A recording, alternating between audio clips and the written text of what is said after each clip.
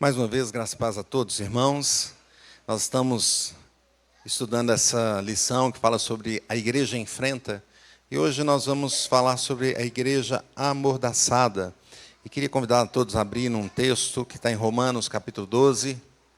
Vamos fazer essa leitura para a nossa meditação. Romanos, capítulo 12. Um texto conhecido por nós vamos ler o versículo de número 2. Romanos 12, versículo 2.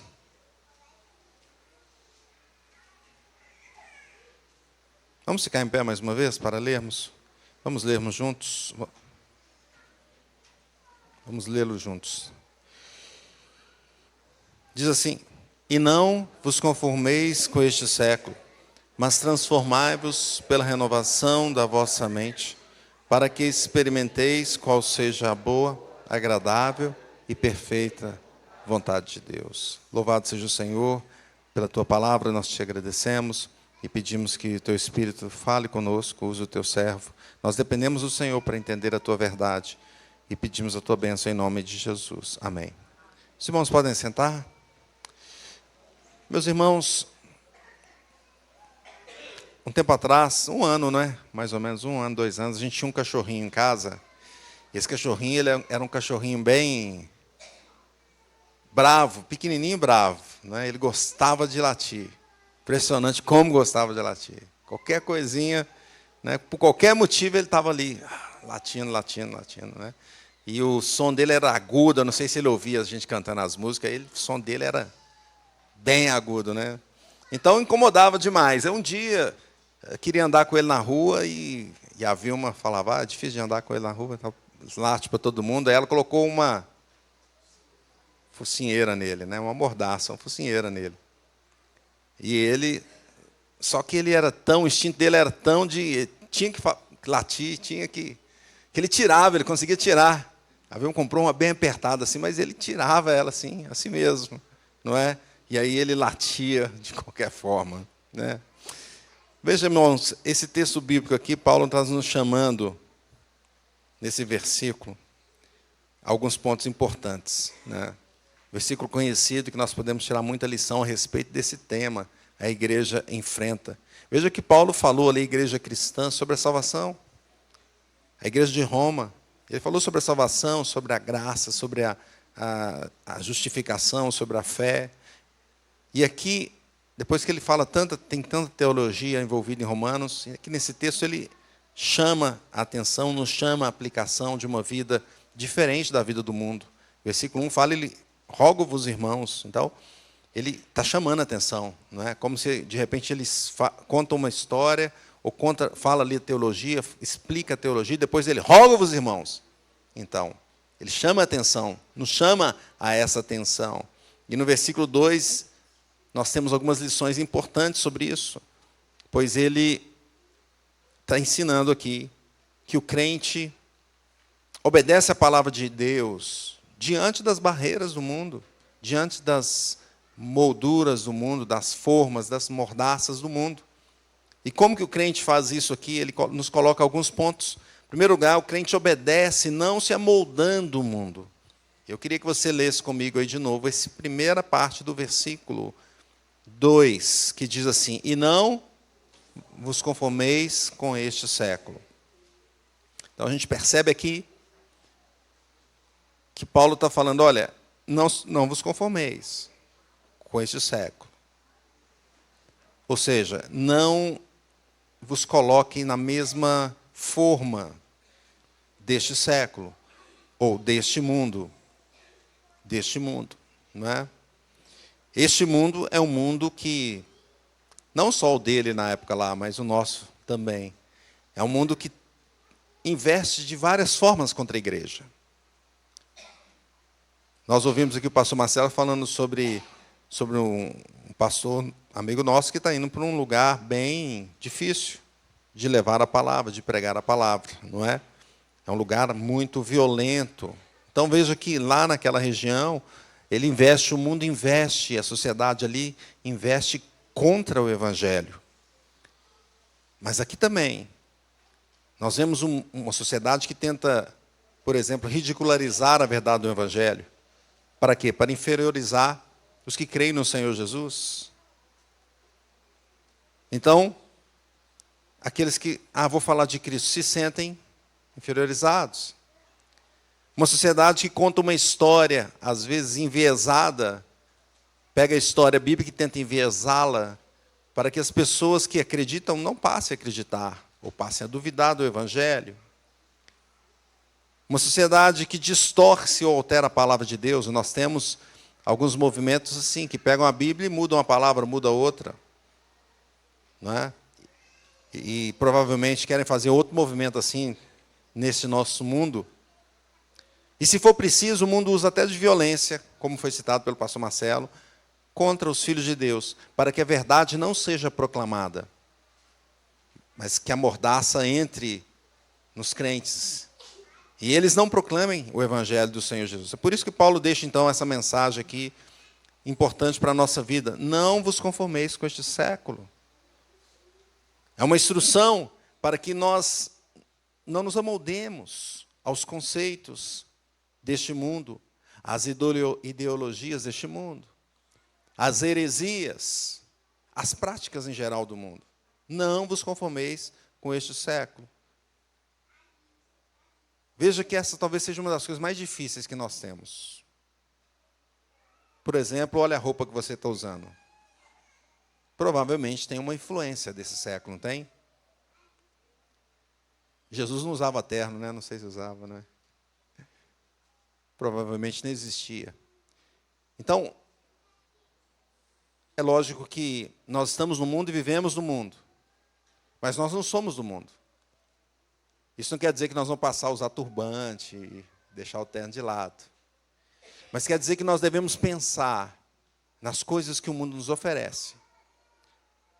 E se nós devemos buscá-la ou não, fazê-las ou não, colocar o nosso coração nelas ou não. E veja que nós somos muito influenciados a colocar em tudo. Algumas, fazem parte da nossa vida, da cultura, mas outras são letais para a vida cristã. Não é? E o mundo nos influencia na moda, por exemplo. Nós queremos seguir a moda. Nós queremos ter o carro do momento. Nós queremos ter uma decoração da casa igual a decoração que a gente vê nos cinemas. E por buscar coisas assim, algumas delas nós buscamos exatamente os desejos pecaminosos que não deveríamos buscar. Coisas que o Senhor não aprova. E o mundo vai, às vezes, nos moldando. E nós nem percebemos. Pois nós estamos no nosso dia a dia influenciados. Se a gente trabalha fora, no mínimo 8 horas ou mais, provavelmente mais, ali influenciado por aquele ambiente. Se nós estudamos na escola, também somos influenciados. E não existe uma cultura neutra. Não existe, irmãos. Sempre tem alguma coisa por trás. Não é? O cristão é chamado, Paulo está chamando isso, está nos chamando a pensar sobre isso. E a entender, o que esse século está tentando. A todo momento ele vai tentar me tirar da verdade bíblica. Como que ele está tentando me tirar? Como que eu devo proceder? Por exemplo, nós vivemos um momento onde o relativismo é uma das, eu vou chamar de moda da vez, né? Onde querem falar o seguinte: não existe verdade relativa. Não é assim? Não existe verdade absoluta. É o que se prega e o que quer nos ensinar, né? E essa teologia é perversa e tem sido colocada a todo custo na cabeça da nossa sociedade, na nossa cabeça tem sido colocada. E se você pensa diferente disso, então você está errado. E se você está errado, você tem que ser calado, você tem que ser amordaçado. Você não pode expressar isso. Ora, mas um simples pensamento lógico sobre isso já leva a entender que essa ideologia é completamente furada. Porque ela é inconsistente em si mesmo. Porque se alguém fala assim, não existe verdade absoluta. Bem, então só o fato de você dizer isso já é mentira. Porque se você está afirmando que não existe verdade absoluta, então essa afirmação sua é absoluta? Mas nós não somos levados a pensar assim. A sociedade é levada, de uma certa forma, nos nossos dias, a se tornar, vamos dizer assim, menos inteligente, a não raciocinar sobre as coisas, a aceitar do jeito que se quer, do jeito que querem passar a mensagem. Porque só de pensar nisso, de forma lógica, é um absurdo falar que a verdade é relativa, né? Então, meus irmãos, Paulo está nos chamando. Não vos amoldeis a esse século. Não deixe sua mente se levar por aquilo que vai prejudicar a sua vida cristã. Paulo nos chama à reflexão numa simples frase, e que nós devemos fazê-la no nosso dia com seriedade. Porque nós não temos sido chamados pelo mundo à reflexão. O mundo faz o contrário. Empurra uma cultura na nossa cabeça e quer que a gente aceite, sem refletir sobre ela. E algumas ideologias são tão perversas nesse sentido, e nós já citamos várias vezes, que são contra a lógica até da ciência. Mas como pode defender uma coisa assim? E nós temos aceitado muitas vezes. Paulo nos chama, não vos amoldeis ao mundo, vamos buscar a verdade. Jesus disse, eu sou o caminho, a verdade e a vida. É Jesus que nós vamos buscar. Ele vai nos contar a verdade. A igreja, então, prefere não se amoldar ao mundo, mas seguir as instruções bíblicas da palavra de Deus. E assim, nós podemos pensar nessa segunda parte do versículo, que fala, mas transformai-vos pela renovação da vossa mente. Vamos dizer juntos? Mas... Então, em primeiro lugar, o crente obedece não se amoldando ao mundo. Em segundo, o crente obedece buscando a mente de Cristo. Buscando a mente de Cristo. Vamos dizer de novo de qual? Mas transformai-vos pela renovação da vossa mente. Então, Paulo fala aqui que o crente deve fazer o quê? Se transformar pela renovação da mente. Mas a renovação da mente em si mesma, de uma forma filosófica, então a filosofia está certa. Eu tenho que pensar na minha própria mente, dentro de mim mesmo, e dela tirar as conclusões? Não. A mente de Cristo. Nós vamos buscar a verdade absoluta, a mente de Cristo. A transformação da vossa mente, mas de uma mente cheia da palavra de Deus. Do parâmetro bíblico. Do parâmetro bíblico. Ao observar essa palavra aqui, transformar, ela talvez, a raiz dela no grego seja bem conhecida pelos irmãos, que é a mesma raiz da palavra metamorfose. Quem conhece essa palavra? Não é? Nós conhecemos a palavra metamorfose. E lá, e rapidamente, pelo menos na minha mente, já vem o pensamento da metamorfose da borboleta, não é? E ela vai se transformando numa lagarta, vai se transformar numa borboleta. Então já vem esse pensamento, não é? Lógico. E a gente percebe, então, que o Senhor está falando, olha, vocês têm que ser transformados pela renovação da vossa mente. Mas qual mente, então? Nossa mente, é com ela que nós vamos seguir? Não, nós vamos buscar uma mente com um pensamento maior que o nosso. Isaías diz assim, porque os meus pensamentos não são os vossos pensamentos. Isaías 55, 8. Nem os vossos caminhos, os meus caminhos, diz o Senhor, porque assim como os céus são mais altos do que a terra, assim são os meus caminhos mais altos que os vossos caminhos, e os meus pensamentos mais altos do que os vossos pensamentos. Então a lagarta, quando ela vira borboleta, ela vai para um patamar bem mais alto, né? Porque antes ela só movia-se assim, agora ela consegue até voar. Isaías está nos chamando que o pensamento de Deus são maiores que os nossos pensamentos. São detalhes que nós observamos na palavra de Deus e que nos faz realmente pensar de uma forma diferente. Então, eu devo buscar como o meu pensamento? O pensamento de Cristo. A palavra de Deus é ela que vai te dar o pensamento correto, a mente correta. Correta. E a mente de Cristo está registrada, está exibida, está publicada diante de nós. É ela que nós vamos buscar. É por isso que o crente estuda, busca a Bíblia, prega a palavra, proclama essa palavra, as verdades do Evangelho. Jesus disse: ide por todo mundo e pregar o Evangelho a toda criatura.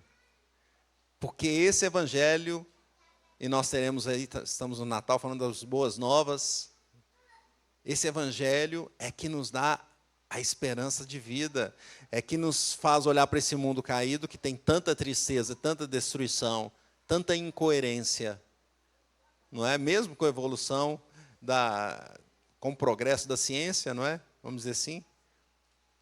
Como pode tanta incoerência? Porque é um mundo caído mesmo. E quem vai transformar esse mundo? É o Evangelho. É ele que pode mudar o coração do homem. E o homem buscar a mente de Cristo. E assim buscar uma mente superior, um pensamento superior ao que ele tem. Que o nosso pensamento é para baixo. É tosco. Paulo está nos chamando a renovar essa nossa mente. Buscando a mente de Cristo. Veja que o salmista diz lá no Salmo 1: bem-aventurado o homem que não anda no conselho dos ímpios, não se detém no caminho e nem se assenta na roda dos escarnecedores. Antes o seu prazer está na lei do Senhor e na sua lei. Olha só, ele medita naquela lei. Quer dizer, é essa lei, essa palavra que vai me transformar. Ele medita nela de dia e de noite.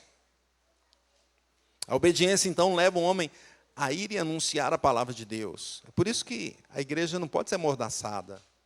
É por isso que Jesus fala: ide por todo mundo e pregar o evangelho a toda criatura. Quem crer e for batizado, será salvo. Quem não crer, será condenado. Já está condenado, nós não vamos levar de uma forma obrigatória, como outras religiões querem fazer. Não, você tem que ser assim, ou então você vai morrer. O evangelho é apresentado. Aquele que recebe por causa da transformação do Espírito Santo é salvo. Então nós defendemos uma sociedade livre, que deve levar o evangelho. Quero pregar aqui outra religião, outra seita. Você pode pregar, mas eu vou levar a verdade. Aquele que pensa e analisa as duas coisas, fala: eu quero a verdade. Eu quero a verdade. Então o crente obedece buscando a mente de Cristo. Em terceiro lugar aqui, para a gente pensar sobre esse tema, eu queria que nós lêssemos a terceira parte do versículo, que diz assim: para que experimenteis qual seja a boa, agradável e perfeita vontade de Deus. Então veja, não vos conformeis com esse século, mas transformai-vos pela renovação da vossa mente. Então, eu não vou me amoldar ao mundo, mas eu vou buscar a mente de Cristo que eu vou buscar, não é? Com um fim, para que, com a finalidade de experimentar, e olha que interessante, experimentar a vontade. A minha vontade? Hoje nós temos no marketing, né? Hoje nós temos no marketing, o marketing está se deliciando em falar sobre experiências, não é? A experiência do cliente. O marketing sempre gosta de trazer alguma coisa nova, alguma coisa assim, né? Inovadora. Eles falam assim: a experiência do cliente, porque você não pode ter só um produto, você tem que buscar a experiência do cliente, ou seja, uma coisa assim, não é? E o Lúcio Tesoto diz que a experiência é a somatória de vivências, de sensações, de opiniões racionais, sentimentais que um consumidor possui ao longo de toda a sua jornada e ciclo da vida com aquela marca, ou com aquele produto, ou com aquele serviço. A experiência do cliente é a voz do consumidor, não é assim que ele fala. Então, veja que, eu não sei se eles olharam a Bíblia para buscar alguma coisa nesse sentido, mas Paulo está também chamando para uma experiência aqui, mas a experiência não é consigo mesmo, é de novo superior. Porque o cliente, com a experiência que ele tiver ali, ele vai buscar as sensações daquilo que está dentro dele mesmo. Mas nós, cristãos, que enxergamos, vemos o que a Bíblia nos diz, sabemos que o que está dentro do homem mesmo é ruim. Paulo está chamando para buscar uma experiência superior. Então ele fala de uma vontade não do consumidor, não uma vontade nossa, do homem, mas uma vontade de quem? de Deus. Olha que diferença. E ele coloca que essa vontade de Deus é boa, perfeita e agradável. E agradável. Ela é boa porque Deus é bom. Não é isso? Deus é bom. Por que ela é boa? Porque a vontade de Deus é porque Ele é bom. Mas a minha vontade é boa? Bem, leia Salmo 14, 3. Todos se extraviaram e juntamente se corromperam. Não há quem faça o bem. Não há um sequer. Então a minha vontade não é boa. Olha, conforme o salmista aqui, você acha que é boa. Mas ela não é. Mas Deus é bom. O atributo dele é bondade, o atributo do Senhor. A vontade dele é boa. A vontade de Deus é agradável. E quando a gente pensa no agradável, a gente pensa assim, o que é agradável? O que você está conversando com alguém? Uma conversa agradável, ou uma comida agradável, ou um momento agradável. Um momento prazeroso, não é? É aquilo que te dá prazer. Veja que o Salmo 37 diz assim, agrada-te do Senhor e Ele satisfará os desejos do teu coração. Então, veja como o salmista coloca aqui os desejos do nosso coração com o agrado pelo Senhor. Agrada-te do Senhor. O que quer dizer, né? Quanto mais você se agrada de Deus, mais você terá prazer em Deus e mais você quererá Deus. A vontade de Deus é perfeita, porque Deus é perfeito. Mateus 5,48, portanto, sede vós perfeitos, como o vosso Pai é perfeito. Como perfeito é o vosso Pai celeste. Ele é perfeito, nós não. E Jesus fala essa frase interessante, essa frase é lá no Sermão do Monte, o pastor Marcelo pregou sobre ele, não é isso? E ele vem falando o quê? Ele vem falando sobre os mandamentos, olha, faça isso, não faça aquilo, faça isso, não faça aquilo. Jesus vem explicando os mandamentos de uma forma muito maior, mais ampliada. E aí depois ele fala, sejam perfeitos, façam tudo isso aí, não façam o que eu disse, sejam perfeitos como o vosso Pai é perfeito. Meus irmãos, veja que a igreja anuncia o evangelho, porque esse evangelho é que vai trazer bondade, é que vai trazer prazer, é que vai trazer a perfeição. E como que nós pararemos de anunciar esse evangelho? Não é possível. Não podemos. O Senhor Jesus nos convida, então Paulo nos fala sobre ter essa postura de buscar essa vontade de Deus. E essa bondade tem que ser anunciada, tem que ser falada. Então, meus irmãos, o resultado de seguir as modas, seguir o mundo, é um resultado que não vai nos fazer crescer espiritualmente. O que vai nos fazer crescer é transformar a nossa mente, buscar a mente de Cristo. E com isso nós experimentaremos a vontade boa, perfeita, agradável do Senhor. Teremos uma experiência muito maior do que a experiência que o marketing quer que a gente tenha nesse mundo. Então, como viveremos? Em primeiro lugar, enfrentando o mundo com a verdade. A melhor forma de vencer as dificuldades é com a verdade.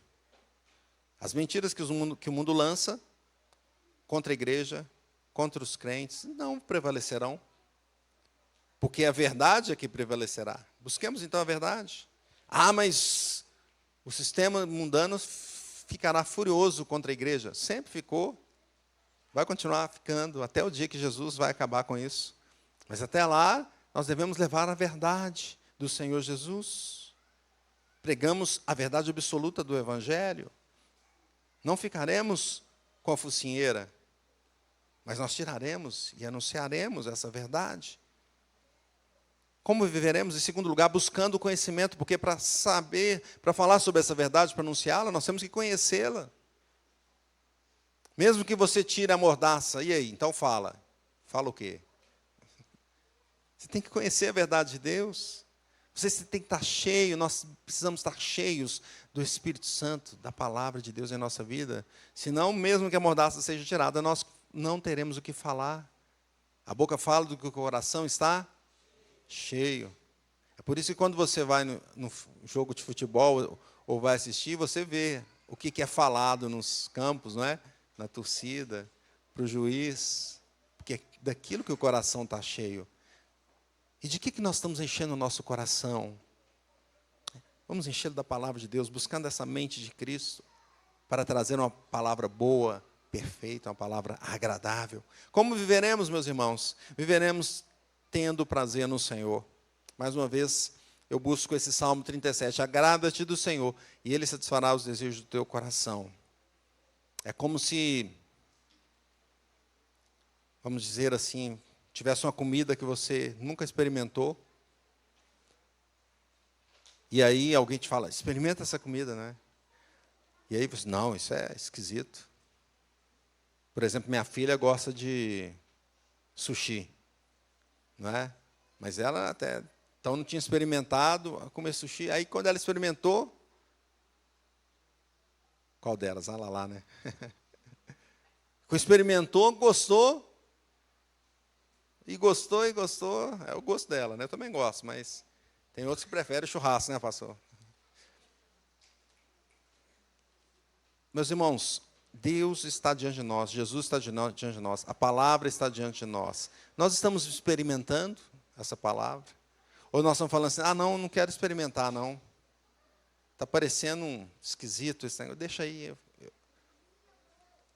Experimente a palavra de Deus. O Senhor é bom, o Senhor cuida de nós, Ele é o nosso Pai, Ele nos salvou, mesmo nós estando em pecado, numa situação terrível. Jesus é maravilhoso, é o amor. Fomos criados para a glória dEle e para ter prazer nele. Quanto mais nós experimentarmos o Senhor, mais nós teremos prazer no Senhor, mais nós abandonaremos as coisas do mundo. Portanto, busquemos o Senhor, tenhamos prazer nele dia a dia, anunciemos o Evangelho. Anunciemos o Evangelho e que o Senhor faça uma grande obra em nossas vidas. Nós tivemos nesse ano esse tema, ide anunciai. Para quantas pessoas você anunciou o Evangelho do Senhor Jesus? Nós mudaremos o tema para o ano que vem, mas o desafio continua. Ide e anunciai. Que Deus abençoe.